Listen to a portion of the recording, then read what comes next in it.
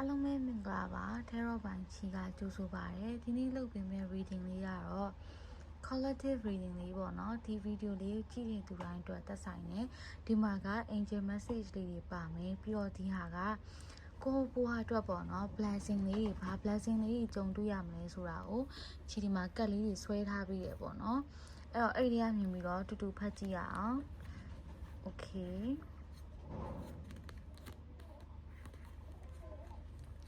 ဒီကတ်ပေါ့နော်သူကဒီလိုခြေဆွဲထားတာ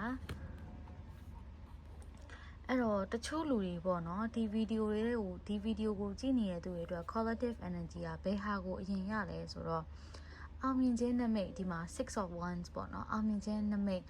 ကိုလှုပ်ထားတဲ့အရာတွေအတွက်အသီးပွင့်အောင်ကိုစုခိုးရမယ့်အချိန်ကိုရောက်ပြီပေါ့နော်ပြီးလို့ရှိရင်ကို interview တွေအလုပ် interview တွေဖြေထားတယ်ဒါမှမဟုတ်ကိုကကြောင်းနေတက်ချင်တယ်အဲ့အတွက်ကြောင့်မလို့ဆောင်းမွေးတွေဖြေထားတယ်ရလက်တွေစောင့်နေတယ်အဲ့လိုလူတွေအတွက်ဒီကားမွန်တဲ့နမိတ်ကိုတွေ့ရတယ်ပေါ့နော်ပြီးတော့ဒီမှာ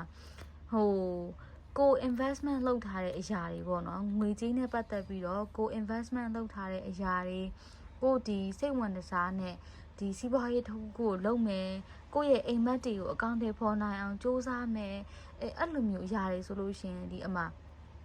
အကုန်လုံးကအဲ့လိုမျိုးထပ်ဆင့်အောင်မြင်ခြင်းတွေပဲတွေ့နေရတယ်ပေါ့နော်ပထမအောင်ဆုံးကဒီပန်းတိုင်ကိုရောက်ဖို့အတွက်ကိုယ့်ရဲ့ဒီအိမ်မက်တွေစိတ်ကူးနမိတ်တွေအဲ့လိုမျိုးတွေအကောင့်တွေဖော်ရမယ်ပြီးတော့ကိုကဒီငွေကြေးအလုပ်ကိုင်အတွက် investment တွေလုပ်ရမယ်အလုပ်ကိုင်ကိုဒီဘယ်လမ်းကိုရှောက်ရမလဲမသိဘူးဘာကိုလုပ်ရမလဲမသိဘူးအဲ့လိုမျိုးဖြစ်နေတဲ့သူတွေဆိုလို့ရှိရင်ပေါ့နော်ကိုယ့်အတွက်လမ်းကြောင်းပေါ်လာလိုက်မယ်ကိုယ့်အိမ်မက်တွေကပွင့်အံ့လာမယ်ပေါ့နော်အဲ့လိုလူတွေပါတယ်ဆိုလို့ရှိရင်ကဒီ45ရက်ဒါမှမဟုတ်ရင်တစ်လအတွင်းမှာပေါ့နော်ထူးခြားလိုက်မယ်အဲ့တော့ဒီမှာ angel message က 10 of emotion life is blessing you with a wonderful and loving family great happiness and emotional fulfillment are now on the horizon harmony with those you love is assured by offering forgiveness understanding and kindness to others you are rewarded with unconditional love အဲ့တော့ဘဝကပေါ့နော်ကိုယ်အဲ့လိုမျိုးကောင်းမွန်တဲ့အရာတွေပြီးတော့ချစ်ခင်တဲ့မိသားစုတွေနဲ့ကိုယ် blessing ပေးထားပြီးသားပေါ့နော်အဲ့တော့ကိုယ့်အတွက်ဒီပျော်ရွှင်ခြင်းတွေကဒီအနာဂတ်မှာစောင့်နေတယ်ပြီးတော့ကိုချစ်တဲ့သူတွေနဲ့တူတူအချိန်ကိုကုံဆုံးပါပေါ့နော်ပြီးရင်ကိုကသူများကိုချစ်ခင်ပေးတယ်စာနာပေးတယ်တနာပေးတယ်အဲ့လိုမျိုးအရာတွေအတွက်ကိုပြန်ပြီးတော့အကျိုးသက်ရောက်မှုရှိမှာပါပေါ့နော်ပြန်ခံစားရမယ်ပေါ့နော်ဒီမှာ three of thoughts loving angels surround you to heal and comfort you the sadness you feel will fade away in time and then you will be able to see clearly how important this situation has been for your spiritual growth take the time you need to forgive yourself and others so that you can embrace the future and joy okay အဲ့တော့ဒီထဲမှာတချို့လူလေးတွေပေါ့နော်ကိုဖြစ်ချင်တဲ့အရာတွေဖြစ်မလားလို့ကိုကခံစားနေရတာမျိုးကိုဒီမကောင်းတဲ့အချိန်လေးတစ်ခုကိုကြော်ဖြတ်နေရတာမျိုးကိုစိတ်မကောင်းဖြစ်နေတာစိတ်ဝမ်းနည်းနေတာမျိုးအဲ့လိုမျိုးလေးတွေကြော်ဖြတ်နေရတဲ့ situation လေးတွေရှိနေရပေါ့နော်ဒီ angel စီကပြောချင်တာဒီလိုအရာတွေကကိုယ့်ရဲ့ဒီ spiritual လမ်းကြောင်းပေါ်ကိုရောက်ဖို့အတွက်ကိုကြုံတွေ့နေရတာဖြစ်တယ်ပေါ့နော်အဲ့တော့ဒီလိုမျိုးအချိန်ကြီးကြုံတွေ့နေရတယ်ကိုယ့်အနေကိုလှုပ်ထားတဲ့အရာအတွက်နောင်တတွေရနေတယ်ဘာညာဆိုလို့ရှိရင်လည်းအဲ့ဟာတွေကိုလက်ကိုလုပ်ပါပေါ့နော်ဒီကောင်းမွန်တဲ့အနာဂတ်လာမှာမလို့အဲ့ဟာအတွက် enjoy လုပ်ဖို့ပဲထားပါပေါ့နော်ဒီဖြစ်တဲ့အရာတွေကဖြစ်ဖို့အချိန်တန်လို့ဖြစ်လာတာပေါ့နော် okay အဲ့ဒီမှာ successful completion နောက်ဆုံးကြလို့ရှင်ဒီမှာတွေ့လား ace of wands ဆိုတာက तू ကအစကိုပြောတယ်ပြီးတော့ဒီမှာ angel message မှာ completion လို့ပြောတယ်ပေါ့နော်အဲ့21ဒီထဲမှာ21တမတွေထူးခြားလားပေါ့နော်ဒါမှမဟုတ်ဒီနောက်21ရက်နေထူးခြားမှာလားအဲ့လိုမျိုးလေးတွေလည်းရှိတတ်တယ်ပေါ့နော်အဲ့တော့ဒီမှာက okay ကိုယ့်ရဲ့စိတ်ကူးအိမ်မက်တွေကိုအကောင့်ထဲဖော်မယ်ဒီမှာ ace of wands တွေ့ရအဲ့တော့ဒီမှာ